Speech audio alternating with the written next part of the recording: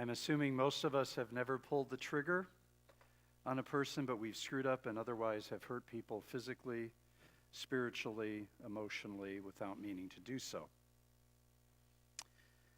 But I also think as you listen to that song, especially toward the end, it seems to me to be an awesome Lenten song, right? You see the gallows. I asked for forgiveness.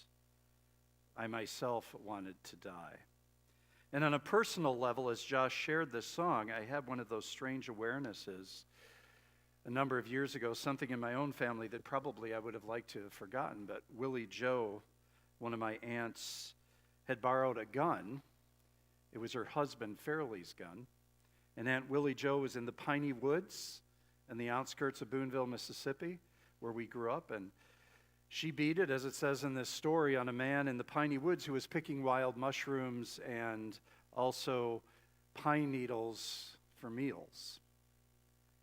Willie Joe thought the safety was on, the safety was not. She accidentally shot the man who was unable to walk for the rest of his life. He had 5 small children, and the strange thing is he was actually kin. Well, Aunt Willie, and this is Aunt Willie, this is in her younger years, she lived with a lot of regret and shame to this day. It was something she clearly was not able to let go of. And I think for many of us, to let go of something that tragic, to cause such pain, is so difficult and so challenging. The victim's family did not want to press charges, and out of mercy, they didn't want to change Aunt Willie's life either, who had 4 children of her own. But of course, her life did change and was never the same. Aunt Willie lived depressed most of her life, and in fact, her depression was so deep at times that she was literally despondent for days. So after the challenge of the song and the story, I do want to share a bit of a humorous moment. It's just that in the Deep South, women learn at a young age that when the world is falling apart around you, it's time to take down the drapes and make a new dress. My Aunt Willie honestly became a seamstress and took all the drapes down in her double wide and had to have them replaced several times, right, to make dresses and make clothing, and in fact taught much of our family how to make clothing. In fact, my Auntie Anne, that I so lovingly talked about, would not only make clothing, she also made earrings out of the same cloth and shoes that were covered with the same cloth, oftentimes from the drapes of those manufactured homes. So how do you define shame? That was a pretty clear definition of shame in the song, pretty clear definition of shame with my Aunt Willie. It's that feeling of distress, regret, as a result of wrongdoing, failure, or foolish behavior. For me, I define shame a bit differently in spiritual religious terms. My last year of college, I was the president of Ambassadors for Christ, which was an offshoot of InterVarsity, and we had about 200 university students involved in this, and we would travel in groups of 25 to different churches throughout the Chicagoland area, helping evangelize their neighborhoods using the model of 4 spiritual laws. Anybody familiar with that? Okay. Members of the church would partner with one of us, and we'd go out 2 by 2, we thought, just like the early disciples, right? And literally knock on doors. Yes, your pastor did that. Like Mormons and like Jehovah's Witnesses, we were the experts training the members of the congregation. We were training them to be evangelists and to share their faith. I became an expert at drawing this particular diagram on the spot because it's the core of 4 spiritual laws. People are sinful, God is holy, and at the bottom of that canyon, hell. H-E double hockey stick, right? And only the cross of Christ could bridge that gap between sinful people and between a holy God. And I would explain that at door after door after door after door throughout Chicago, and actually live to tell about it. Well, as most of you know, I have an incredibly different theology now, but in those days, I kind of thought idle hands are the devil's playground, right? So I kept myself really, really, really busy doing God's work and saving souls. But I did wonder at times in that journey, was I attempting to deal with my childhood or adolescent shame? Was I attempting to please or appease God the Father? To clear my name? To be good enough or to do good enough or to save enough souls so that I could make Daddy happy?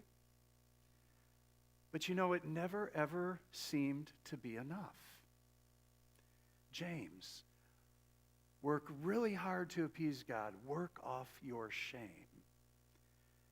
To be perfectly honest, that mantra and that narrative still is a struggle for me. It still sticks in my bones. But the beauty of all of this is God never gave up on me. God's expectations, I realized, are far less than my expectations of myself. Shame, I think, in our culture and in our world is an unspoken epidemic.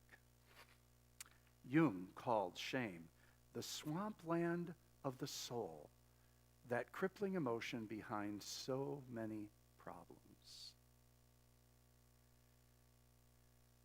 Guilt. Guilt is the feeling that we did something bad, but shame is the believing or the feeling that we are bad.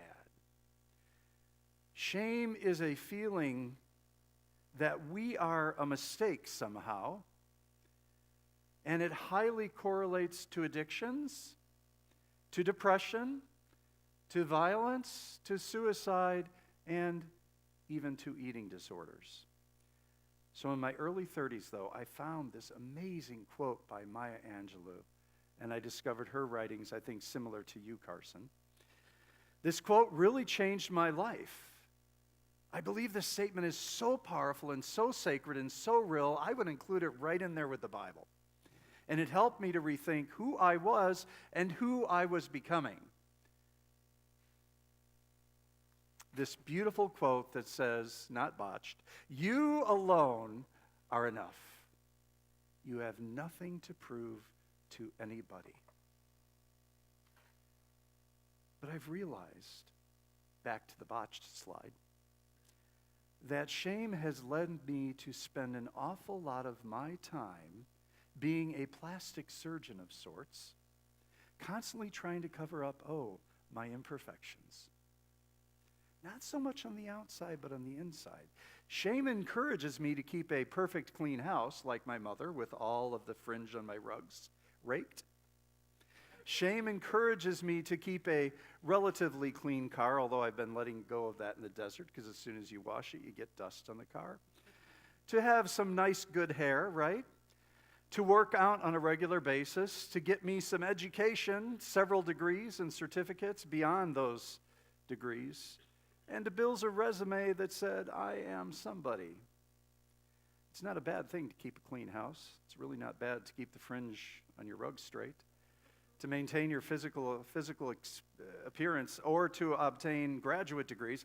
I don't regret those accomplishments that I've made along the way, and yet I'm aware that sometimes I've worked myself to death in order to validate my worthiness. Shame is the voice in our heads that questions our worth and our beauty, and it's like the devil on our shoulder that convinces us that we simply don't measure up. Now, I got to bring Brene Brown in. She says, talk to yourself like you would talk to someone you love. Wouldn't it be amazing if the voices in our head would talk to us like they talk to somebody we love, at least when we're in a good place with the person we love? For me, it's incredibly important to let go of the need to be perfect in the process of my healing of shame. If I don't have to be perfect, I can be honest, I can be vulnerable with my friends about the struggles that I'm facing, and I don't have to put on my fancy facade. Brene Brown, and I'm not sure how she did this, she spent 5 intense years studying and getting a PhD on shame and vulnerability. And this one short paragraph has really helped me from her writings to understand it's really not about shame and vulnerability, but it's about belonging and letting go of shame and guilt, and then moving into that place of vulnerability and being open to love. She says this: a deep sense of love and belonging is I can't read it without my glasses. Irreducible need of all people. We are biologically, cognitively, physically, and spiritually wired to love, to be loved, and to belong. When those needs are not met, we don't function as we were meant to. We break, we fall apart, we numb, we ache, we hurt others. We get sick. So, Pastor Susan, she's a good egg. Over a glass of limoncello this week, after a couple of long days with our annual meeting being hosted here, where she worked much harder than I did, I got to do a lot of glad handing. She asked me some pretty pointed questions that I won't share with you that reminded me, oh my goodness, I am still on this journey of releasing shame and living into my true, authentic self. So just when I think I've got it all in the bag, somebody like Pastor Susan comes along and asks all the right questions, and I have to go to that vulnerable place. So when we start to share those painful aspects of our story with each other, pastor to pastor, friend to friend, member to member, it's as if we can hear those crickets, those cicadas. We can hear our friends, and we can hear all of creation join in a mighty chorus of me too.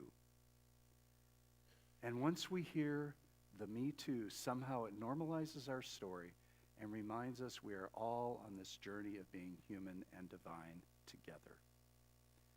So finally, I'm going to get to the text, our sacred reading. One of those really, really hard Lenten readings that was read for us by Courtney in English and in Spanish. One of those hard cross narratives. Jesus, naked. Jesus, vulnerable. Shamed for doing good. Shamed for doing God's work. I would probably have rather had Leah read it in Spanish because I don't really understand it as well, because it's so hard to hear. We observe Jesus being subjected to the fracturing of his social and spiritual identity as the divine child of God. The violent removal of the fabric that covers his nakedness and his shame. He's rendered naked and bare and exposed to public ridicule and shame and torment and humiliation. And probably some of us have been there, and maybe some of us have never been in that place. But here again, the beautiful and yet challenging story in pictures. They stripped off Jesus' clothes. Jesus, naked, down to nothing, vulnerable. And then they put a scarlet robe on Jesus. Kind of reminds me of the scarlet letter that we all read in high school. Shame, scorn. He is false royalty. And then they make a crown out of thorns and place it on his head. Here's the false king. Here's the false Messiah. Jesus, who are you to stand up against Rome? You ain't no king like Caesar. And then they put a stick in Jesus' hand. Now, Jesus, shake your magic wand. You've healed others, heal yourself. You sit on your throne, Jesus, with your crown of thorns and your stick as a scepter. Wave it against the political and spiritual powers of the day. And then the soldiers, they kneel down and they pretend to worship Jesus. They make fun of him and they shout, "Hey, you king of the Jews? Jesus, you're claiming to be like God, Yahweh, Jehovah? You're a king, you're a queen? You want to receive our worship and our adoration? Well, here it is." And they spit on him. They take the stick from his hand, the scepter, and they beat him over and over and over again. For all of these images we've seen of Jesus naked on the cross, probably 99% of those are covered images. But the fact is, Jesus died completely and obscenely naked. And yet we are so ashamed in our culture of the human body, the beautiful human body, that a little bit of humor that only Barbie and Ken are acceptable. And Jesus says, right in the middle of that naked humiliation and that naked shame, says what? Forgive them. Forgive them. Jesus shows the way. The God-given divine response is forgive. It's let go. It's give up. It's don't hold on. It's don't hold it against them or anybody else. Can't we give that same gift to each other? Forgiveness in this crazy divided culture in which we live? The gift that Jesus gave to his abusers was forgiveness. The gift that Jesus gives to the world is, how do you live out that forgiveness and make peace? This is a story of shame, and this is a story of humiliation amped up at Jesus' crucifixion. And the strange thing is, it's repeated over and over and over and over again across the globe. It's repeated over and over and over again when injustice rears its hoary head, and individuals and peoples are oppressed and demeaned for who and what they are by nature. Can't we offer each other in our humanity and our divinity? Can we not offer to the abused and to the abuser the gift of forgiveness? Would that not change our world? People are shamed by the church and shamed by its leaders, and in fact, leaders are shamed. I ask, where is the forgiveness? Shamed for simply being human and being born into this world, according to most theologies. And there are shamers right now on the sidelines of the Pride Parade calling out pedophiles, whoremongers, and sodomites, and whatever else they've decided to scream at those who are marching and celebrating diversity. Telling those individuals that they're going to go to HE double hockey stick and they're going to drop into the chasm because Jesus wasn't for them. Unless they turn, they will burn. What if we offered the forgiveness that Jesus offered even to those individuals, right? That stand on the sidelines and jeer. People are shamed right now by countries and by cultures and presidents and leaders. Look at them all pointing the fingers at us. Shamed. Women are shamed for having rights to their own body. Women are shamed for calling out sexual abuse and misogyny. While our ex-vice president can joke after accusations of inappropriate touching and say, I got permission to hug him or her. I don't know if you heard that news story at a union event this week. But I also wonder, what if we would just forgive him and we would live in forgiveness? Brene Brown says, what we don't need in the midst of the struggle is shame for being human. My siblings in the faith, please, let's stop shaming ourselves first and shaming others. We're on the same human and divine journey together with everybody outside these doors. We are going to blow it. We are going to make mistakes. And dare I say it, we are going to sin against each other and we are going to miss the mark. And the newest church in our conference that was received into our Southwest Conference this week at our annual meeting here at the church is Taos UCC, and their pastor said this, and she is worthy to be quoted. Pastor Pam Shepard, she said, we stay human from birth to death. Oh, who figured? And we humans do really stupid stuff. I wish I could have been the one to say that. Of course, she said a lot more in the context of message, too. But I think we need to hear this clearly, that shame corrodes the very part of us that believes that we are capable of change.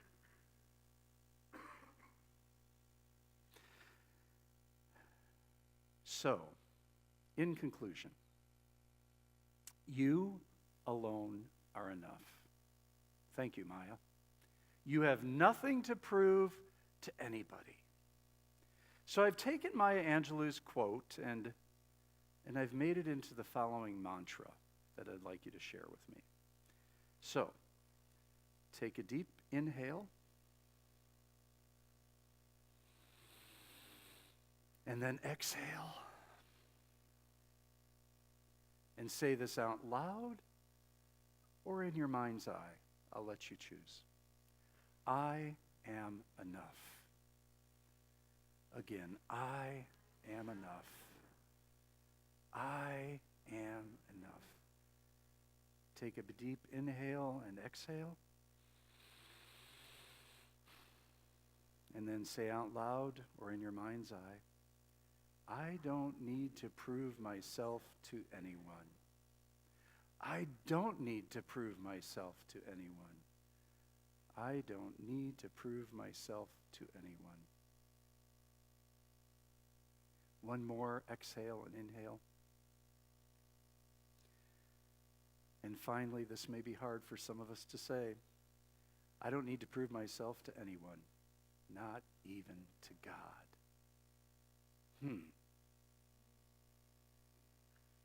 You don't.